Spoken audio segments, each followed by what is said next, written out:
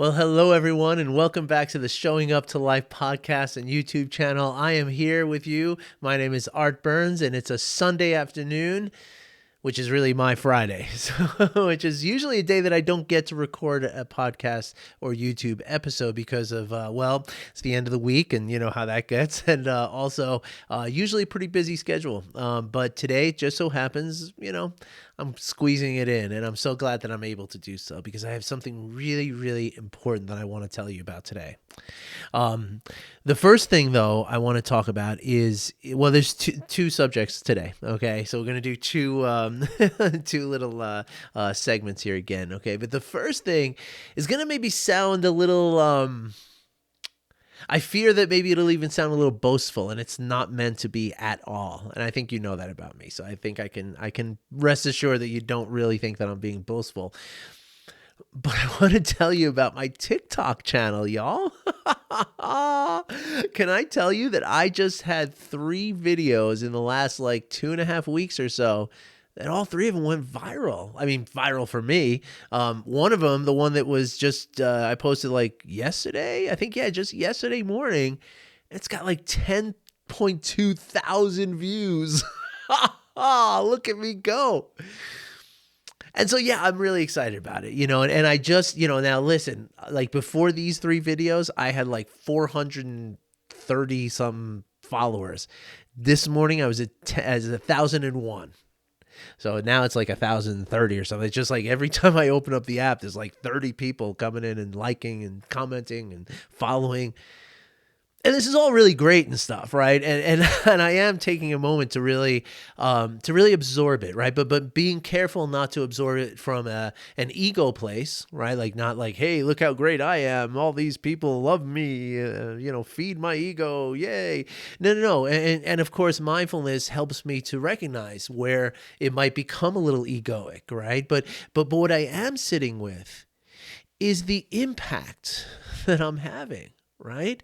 I mean, all my videos, they're not me, dancing and stuff, right? It's me talking about this stuff, right? And the 3 videos that went viral, one was on forgiveness, one was on loving kindness, and one was on seeing the positive aspects of our spouses and other people with whom we're in relationships with, especially when we start to get into that rut of negativity and only seeing the negative aspects of our partner. And that happens a lot. So, so it's one thing to have, 10,000 people watching me, shake my booty or something. No, 10,000 people are not going to line up to watch that. I'm quite sure. But it's another thing entirely to have 10,000 people line up to talk about forgiveness, right? And that gives me just just this feeling that is just so... just powerful, and again, not from a prideful, egoic place, but just understanding that that's 10,200 people who absorbed this concept, that what the video was about was that it was like a little tongue-in-cheek thing that, forgiveness is the most effective revenge, right? But of course, forgiveness means that there is no revenge, right? But the idea, though, is that forgiveness is for you, not for the other person, right? At least first, right? In forgiveness, we have the choice to reach out to the other person, but it's never required. And so this is something most people don't consider about forgiveness. And comment after comment was saying, I never thought of it that way, or that's what I've been telling everybody. Thanks for saying this. And, so that sort of, again, non-egoic understanding that this is having an impact, on real numbers. 10,000 people is no joke. But here's the really important thing. It's not about the amount of people. It's not about that stuff. But what it is about, and this is something else that's really important for our, it's valuable for our lives, right? In terms of the awareness that we cultivate with non-judging awareness practices, right? And that is that I'm telling you, 4 weeks ago, I literally was like, I'm not going to keep doing TikTok. I've been doing it for all these months. I'm not getting any more new viewers or followers or anything. So why bother? It's not worth my time. I'm not going to do it. Literally, those were the thoughts that I had. And in fact, even more mind-blowing is the video that I made. Yes, I did it first thing in the morning, which is really unusual for me. Like, I was just like, you know what? Here's an idea. Like, I still had sleepy face. I was like, let me just start recording and do it, right? And a few hours later, actually it was 2 days ago, because then that night I was like, I'm going to delete that video because, vengeance and forgiveness, it didn't work. It was not, people are going to get the wrong idea. Nobody's going to like it. I'm just going to take it down. And I was like, it's not right to take things down. That feels like self-censorship. So let me just leave it up and maybe I'll just kind of see what happens, right? And I woke up in the morning and like literally, I don't know if you're on TikTok, but when you go on, it shows you like how many like notifications, this little red number, it was like 150 or something. I was like, oh, it just blew up overnight. And I was about to take it down, right? Now, I've 3 videos combined like 20,000 views, and I was about to quit before I made any of them. There was a guy that I used to, I saw him on TV a couple of times. I forget his name, Arthur Ray something. He actually got in a lot of trouble because he was he's like this spiritual, guy, kind of guide and stuff. And he would do these sweat lodges and like I shouldn't be laughing. It's not funny, but he like, he was trying to do the right thing. I have no doubt that he had, pure and good intentions, but trying to push people in a sweat lodge and, a couple of people died on him. And so, so I take his story as a warning. I take it as a reminder to be very responsible with the work that I'm doing here, but the one thing that he did, that really also sticks with me about this guy, Arthur Ray something, I can't remember the guy's name, but I would know if I saw him. And I don't think he's doing much. I think he might be in prison, seriously. But he had this beautiful concept. He said, this is the ground. So for all of you who are listening on the podcast, I'm just putting my hand out horizontally to represent the top of the ground, right? Like the top of the soil. And then he would take a finger underneath that and the finger pointing up towards the soil, right? And so I'm showing, for all of you on the podcast here, I'm showing my fingers like almost at my hand, right? Representing like a plant that's almost getting to the top of that soil and ready to break out. And that's when most people quit. Like we don't know we're that close. There's another famous, or maybe not famous, but a comic strip that I'd seen one time, or a little drawing of a comic, where it showed a guy like with a pick and he was digging this tunnel that was obviously very long. And there was this, gold and diamonds and stuff in this little, chamber that he was like inches away from. And it showed him just wiping his brow and like, getting ready to walk out. That's how it is, right? We just don't know how close we are in any given moment.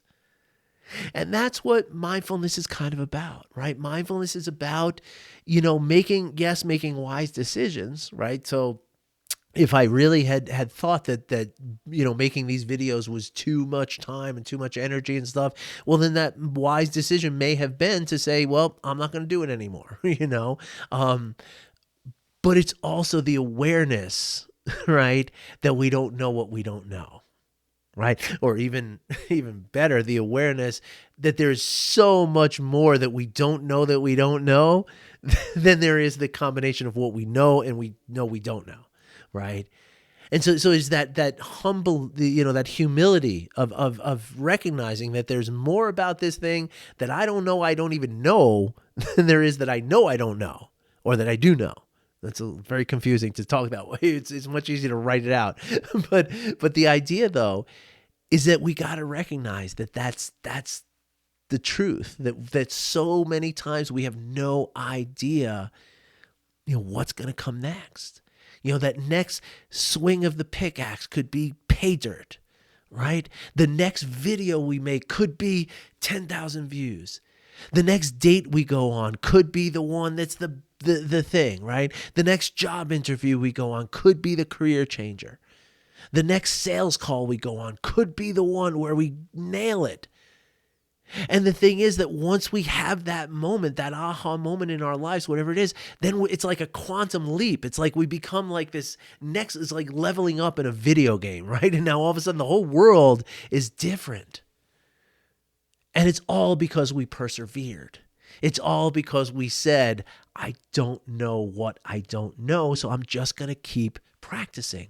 I'm just going to keep applying to jobs. I'm just going to keep trying my diet. I'm just going to keep going on dates. I'm just going to keep fill in the blank. Because when we set the intention to just go through the process, what we do is we trust in the process itself, or trust in our engagement in the process itself rather than the outcome. And that's when we find the outcome. Because we go ahead and make that last video or the next video. Like, I swear, I've made videos in the past where I'm like, okay, this is the one. They're going to all love this one. This is the one that's going to go crazy or go big, let's say. I hate that. I don't like to use that word. I think it's one of those really, deceptively diminutive words. So I really try to catch myself. So pardon me. But I've made videos before that I'm like, this is going to be the one. And it got like 2-3 likes, like nothing, right? And then the video yesterday was like, why not? I'll try it. Or 2 days ago, rather. I'll try it. What the heck? It's an idea I have. I'm going to try this thing different. Just see what happens. Right? And all of a sudden, like the floodgates opened. And so the idea here is that, again, like and this is really true with all of you who might be trying to cultivate a mindfulness practice in your life, right? When we go into practices of mindfulness, even if it's just one specific practice that you maybe learned in a book or heard me talk about or something like that, right? Like, let's say, you want to try doing, like I have a great practice where, when you walk into a room, you just look around the room and 3 or 4 or 5 people, you just look at them. No eye contact necessary, anything like that. But you just look at 3, 4, or 5 people and you just say to yourself, I wish you well. Or like, I just got done talking to somebody who goes to the gym every day. So it's like, I hope that girl on the treadmill is meeting her weight gain or meeting her weight goal. I hope that bodybuilder over there is satisfied with his workout today. I hope that person over there who looks like this is their first time in the gym, I hope they find it, inspiring, and I hope they're able to keep going with it. Basically, I wish all these people well, right? So again, if you want to try that practice, you can, right? And that's a great practice. It's amazing. It's so impactful. It's actually something I taught to my whole loving kindness workshop yesterday. Because it really is, of all the practices I've done, informal practices, that is probably the one that was the most impactful. For me, I did it with setting a timer. So my timer would go off like 5 or 6 times a day. And when it went off, I just looked around, and it actually went off every hour. But about 5 or 6 times a day, I would be in the position where I could actually do it, which is good. That's fine. And so when I was able to, like in the store or something like that, nothing else going on, I just look around, and again, 10 seconds, 4 or 5 people. And I just say, I wish you well. I wish you well. I wish you well. And so my point here about that whole, the plant coming through the soil there, right? The idea is that, okay, let's say you want to try that practice, right? Okay, I learned this from Art Burns coaching, and it's, he said it's really amazing, so I'm going to give it a shot, right? Because it doesn't seem that hard, and it seems pretty accessible, and all these things are true, okay? And it does work really well. And I'm going to give it a shot, right? What I recommend doing is saying, I am going to do this every day for the next 7 days, right? And so, and this is actually something that the best weight loss advice that I ever read was very similar to this. Like in the weight loss advice, it was start the diet, but while you're on this diet, do not step on the scale, right? Similarly, do this practice, but for the next 7 days, don't try to check in. Like, is it working? Is it not working? Am I having fun? Am I not? Do I enjoy it? Those things are irrelevant because you've made the commitment to doing it for 7 days. Okay, so let's say you made the commitment to do it 4 times a day. That means 28 times are going to go by before you reevaluate anything. Okay, and this is important because the mind craves the familiar, right? And so when we start doing something new, our brain is literally fighting us. Okay, because the thing is, your brain has just one job at the end of the day. As complex and as amazingly powerful as your brain is, at the end of the day, it has one job and one job only, and that's to keep you alive and keep you safe. Okay, and so it knows, your brain knows that every single thing you have experienced up until just this moment, you have survived. So when you start doing something new, that's when your brain says, well, hold on a minute. No, we're not doing that. We're not getting up every day at 5 o'clock. Are you out of your mind? Do you want me to, you trying to kill me here? It's literally what your brain is going through. And so it's going to resist, and it's going to resist, and it's going to resist until it recognizes the benefit. When you go into the gym that 6th day and you find that, whoa, what's this feeling in my body? Like, what is this patience I have? What is this who is this person? That's when you say, oh, okay. Now I keep doing the practice, right? Because again, otherwise, if you're asking yourself on the 3rd day, okay, what's going on? That's an opportunity for your brain to say, yeah, no, it's not working. I told you it wasn't going to work. It's not, you see, it's not working. I told you. So come on, let's just move on. Stop doing this because you're scaring me. So that's why, again, it really helps to say, okay, I am going to do this practice 28 times between today and next Sunday, if it's today, right? And so again, now also understanding that if you only do 23 out of 28, that's totally fine, right? But if you only do 4 or 5 out of 28, you didn't really give it a fair shot, right? So you got to look at it this way a little bit, especially in the beginning as we're trying to, get some traction on all of this. It takes time. It really does. Because again, you're trying to do something that's pretty vastly different from the way you've done things before. And so you got to be patient with it. But again, the best way to do it is to set a sort of structure and say that, until that day comes, I'm not even going to reevaluate it. I'm just going to keep doing the practice. No matter how it feels, no matter whether I like it, no matter how silly it feels or whatever. Because those things, the dislike, the feeling silly, the feeling awkward, those are the ways that your brain is trying to stop you from doing it. All right? But you are in control. All right, folks. I'm going to jump off for a second, take a sip of water. I'll be right back with another segment. All right, everybody. Welcome back to segment number 2 of, I think it's episode 33, I think, if I'm not mistaken. It's a lot, and I'm really proud of all of us. We're doing great. So I want to tell you about something that came up yesterday. Now, first of all, if you all have not joined my winter workshop series at all yet, I encourage you to check it out before it's all done, okay? Because we are already a third of the way in, and I don't know that I'm ever going to do this again. Like, I don't know how it's going to work, but these things have been amazing, y'all. And if I do say so myself, right? But that's the thing, and this is something where this workshop has really given me an opportunity to, and similar to the way that I talk about practice, right? It's given me an opportunity to reflect on a new process and see my own progress through that reflection. Let me explain what I mean.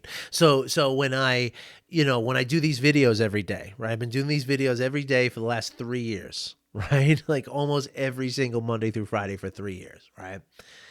And so it all blends, right? It's like it's hard for me to see any difference between today's video and a video from 3 years ago, right? Or 2.5 years ago, or even a year ago, even 6 months ago, right? I don't see that growth because I'm in it, right? Like I can't detach myself enough to even recognize it, right? So when I do a new thing, like, hey, I'm going to do this workshop and just kind of reshuffle it a little bit, I realize how much, wow, like I am delivering some bombs here. And the people in this workshop, and again, that's also the new audience, right, is not the same audience I've had, and so they are, also kind of echoing back to me the difference, because they're seeing it for the first time, right? They're not, again, like people who I've been working with for a year and a half are experiencing the same thing that I've experienced with these podcasts, right? Like I don't see the change. It's like watching a plant grow, right? You don't see it day by day, right? You have to like go away for a while and then come back, and then you say, oh, look how big that plant got, right? And so, of course, I'm not a plant. This is not a plant, but this is the closest thing I can do, right? So anyway, folks, what I'm hearing back from some of the people in these workshops is like, I mean, it is just gold. And so I really hope that you can make it to one. Okay. But anyway, the reason I bring that up is because yesterday's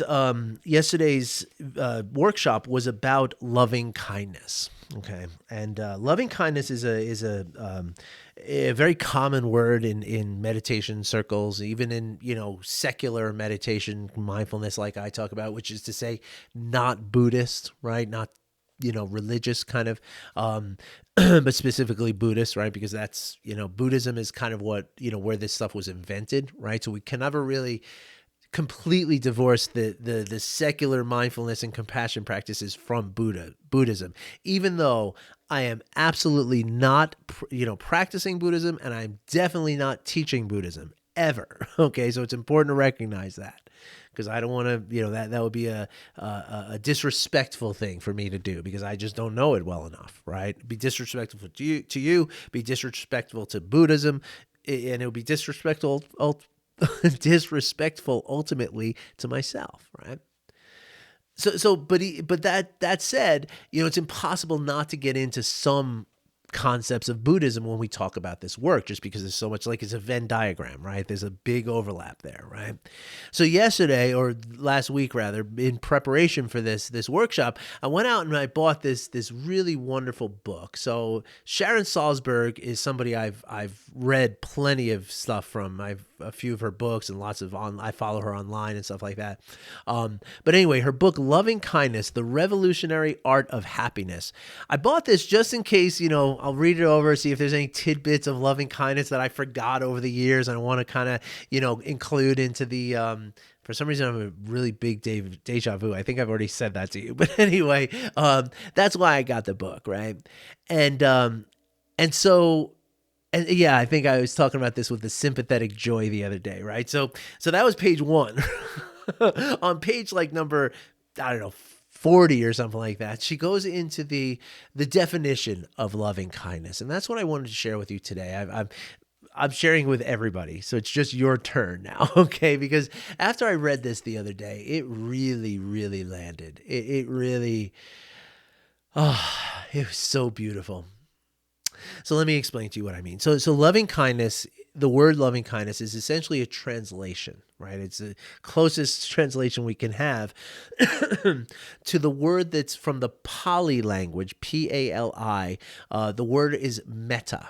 Now, the Pali language, P-A-L-I, is very closely associated with Sanskrit. Okay, it's an ancient language, and it's believed to be the language that the Buddha himself spoke. Okay, so all the original lessons in Buddhism were all in Pali. Okay, that's the belief, the understanding. Again, this is from my layman's understanding, basically what people like Sharon Salzberg and Jack Kornfield and Tara Brach tell me about it. Okay, I do not know it from a student's perspective, right? And so anyway, the Pali word that represents loving kindness is metta, M-E-T-T-A, okay? Now, metta, like a lot of Asian words, right, it's comprised of 2 separate roots, okay? And the 2 roots are gentle friend, okay? But the devil is in there, the beauty is in the detail here, okay? When we go deeper into what this means, when we say gentle friend, yeah, I mean, that sounds beautiful already, right? But we got to go into what they mean by gentle and by friend, right? Because the connotations are very, very important, okay? So gentle in the concept of, gentle in this concept is akin to the concept of a gentle rain. Okay. The idea, not a storm, right? Not a punishing rain, but a gentle rain, right? The kind of rain that is welcoming, it's welcomed. It's feed us, water our crops, that kind of rain, right? But more importantly, the concept of this gentle rain is that rain, whether it's gentle or not gentle, it is indiscriminate. In other words, it rains alike on everything, right? It doesn't pick and choose.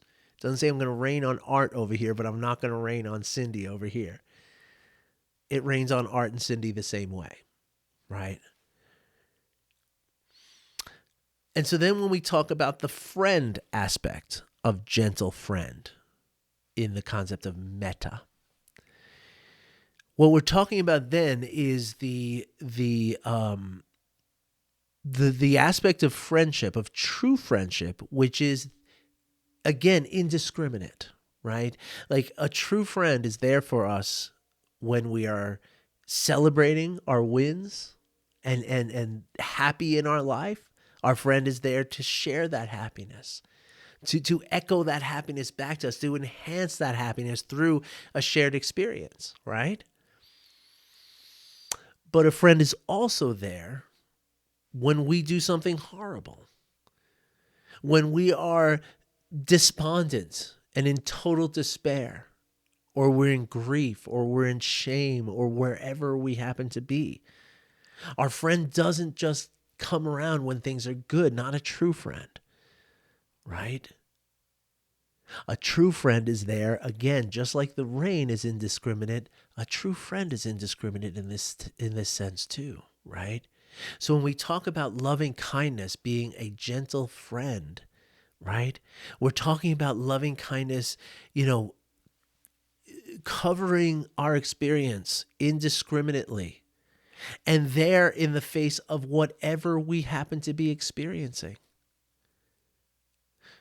So that means that if somebody is yelling at me, if somebody's flipping the bird at me in a car, if somebody, says something nasty to me in a supermarket or something, that loving kindness does not go away in those moments. The loving kindness stays there.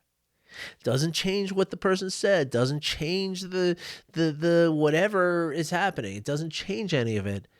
But what it does is it changes the way that I process it. Because I'm processing it as a gentle friend, right?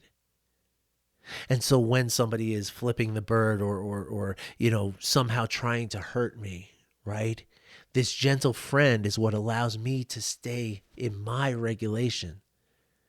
And if it's forgiveness that is necessary, forgiveness becomes more available to me. If it's compassion that's more called for, compassion is more available to me. If it's self-compassion that's called for, self-compassion is available to me.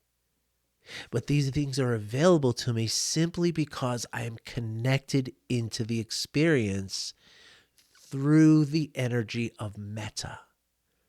Okay, through the energy that I am meeting the world with the same equanimity and the same love and the same joy and the same, sympathetic joy and the same compassion. Those are also 4 concepts of Buddhism that they call the Heavenly Abodes, which is very beautiful. Love, compassion, sympathetic joy, and equanimity, right? Meaning, again, tied right in there with what we're talking about, right? So, the equanimity is what could be, the thing that allows for the rest of it to happen, right? Because that equanimity, what equanimity means is to greet each moment the same. Right? So when you're stuck in a traffic jam, you're meeting that traffic jam exactly the same way as walking into your favorite ice cream store, reading your favorite book, You're going to read your favorite book the same way that you're going to read a tax notice. Not to say that you're going to enjoy each the same way. That's not what we're saying. But what we're saying is that we're going to have an equanimity. We're going to have this evenness, right? This gentle friend is going to apply to all of it. Because again, the equanimity is what allows for when I can stay in my, steadiness, right? As the Buddhists call it, my suchness, right? When I can stay here and just be the same no matter what is going on around me, I am the stable, the stability and the constant here. Well, then things like, sympathetic joy, like feeling your joy in my body becomes easy. Just as easy as compassion when I recognize your suffering. And just as easy as love, which is just the verb of just, I love you. Right? So I hope you can kind of consider the gentle friend of Metta. I hope you can pick up this book. Really do if you can. It's really beautiful. I'm only like I can always tell my books like, so I'm what am I here? Let's see, not very far, because I with a book like this I'll read like one page and I'll just sit with it for 20 minutes and then I'll maybe read another page, maybe get into something else. But anyway, 32 pages and I've already got like 1, 2, 3, 4, 5 or 6 pages marked, right? So what's that? Like 6 out of 30, that's 20%, right? That's 1/5. So that's how I read books. Oh, that's how I tell if it's a really interesting book, right? Another really interesting one, I don't have it here with me, but I'm reading The New Jim Crow by Michelle Alexander, and it's whoa, what a book. But that one I think I've posted on, every third page. It's that dense with information. But anyway, another book you might be interested in. So anyway, reminding you again, next Saturday, I do this every single Saturday until the second week of April, I think. Whatever the 12th week is, I think it's the second week of April. Might be the first. Well, let's see. I have 8 more. So there's 3 more Saturdays in February plus 4. Yeah, so it'd be the first Saturday in April, and then after that, there's no more. All right. So check it out. Come on in. Hang out with us for a little while. It's fun. It's really, we're building quite a little community here. People are, becoming friends. It's really beautiful. So I hope you can enjoy it too and join us. All right, everybody. Wishing you well. I'll see you in a few days. We viral, content creators, we got to take our time off. All right. So I'm going to be gone for a couple of days and I'll be back after that. But by the way, if you're on TikTok, I think I'm Art Burns Coaching. I have a different thing for every social media thing, which is not the most, there are marketing coaches who would be appalled at my behavior. It's art_mindful is my handle on TikTok. It's Art Burns Coaching. Art_Burns_coaching is on Instagram. Okay. And I cross post everything. So if you're on Instagram, you'll see all my TikTok, at least most of it. Sometimes it doesn't happen, it doesn't automatically go and I forget to do it manually, but you'll get 90-something%. So it's not for me that I want you to join, because I've made my only milestone now. Now that I'm 1,000, I can now start doing live streams, which I'm going to do, Q&A, Dharma talk, guided meditation, that kind of stuff. But and of course, Dharma talk, I'm putting in quotes, right? Because it's not Buddhism, right? but yeah, so that you would want to get on TikTok for if you're interested in any of that. But yeah, check it out. I hear the content is pretty good. So I'm told by 10,000, let me see where I'm at right now. By 10,000, I'm sorry, 1,000, let me not get ahead of myself. 1,024 people tell me that my content is really solid. So I would love for you to join those ranks. Yeah, anyway. Thank you for listening. Thank you for watching. I will be back on Wednesday. Wish you well, everybody. Take care.